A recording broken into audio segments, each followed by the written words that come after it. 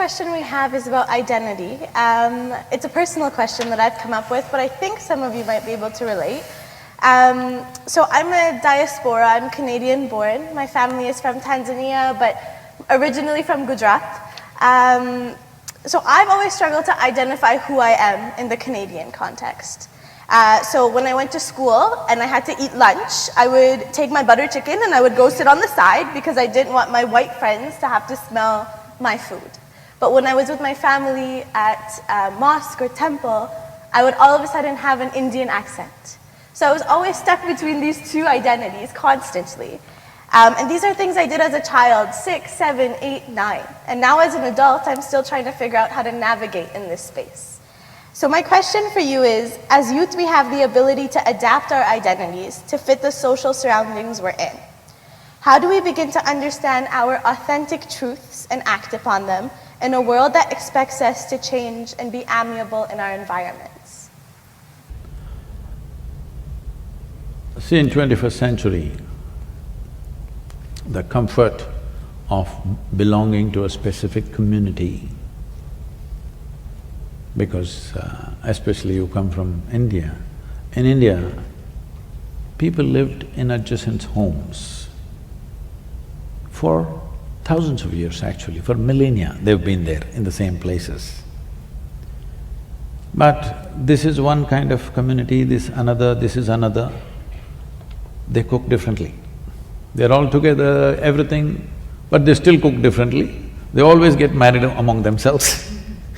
They've maintained this for thousands of years. I always look back and see, how the hell did they manage?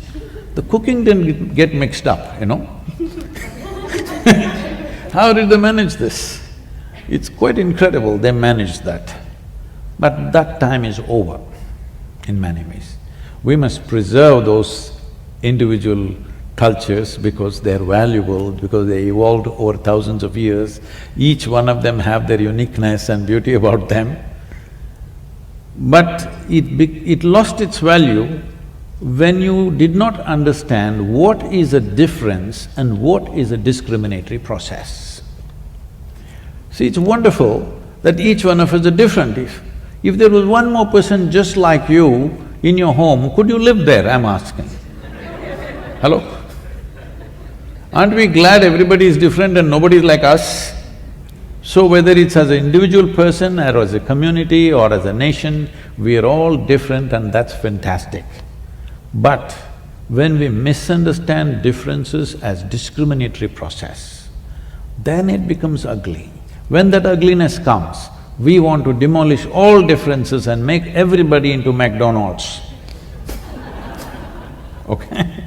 Because we think the evil is differences. Evil is not differences. The evil is in you thinking one is superior to the other.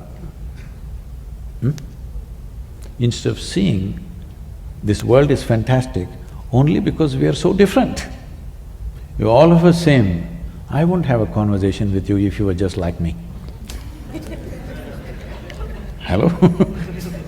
If you were just the same as me, why would I sit here and have a conversation with you? Only because you're different, you're worth talking to, isn't it? So differences are fine, we don't have to suffer them. It's really wonderful that this small little planet has thrown up so many varieties of people. How many varieties of people? Leave the individuals, even as communities, as nations, how many varieties of people? The way we eat, the way we talk, the way we do things, the way we dress, everything is different and that's fantastic. We just have to educate the world that differences are wonderful, discrimination is horrible. This distinction if we get, you can be whoever the hell you want, all right? See, from generation to generation, how your parents were, they are also diaspora in Africa. They largely spoke Gujarati, they're desperately trying to keep their culture, you know. Actually, people who come out of India in 50s, 60s, they are more Indian than the Indian people. Because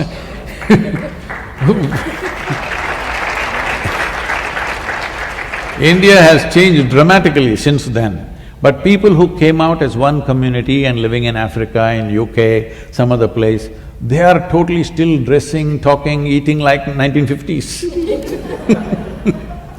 because they are living within that community.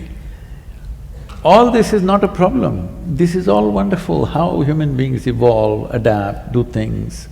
As long as we do not discriminate against each other. We don't think I'm superior to you, I'm better than you are less than me. This is the whole problem. So you just have to learn one thing. Doesn't matter who comes in front of you, whoever. Never look up to anybody, never look down on anybody. This is all. You just bring this one thing into you, every difference is fine. No looking up, no looking down. Thank you.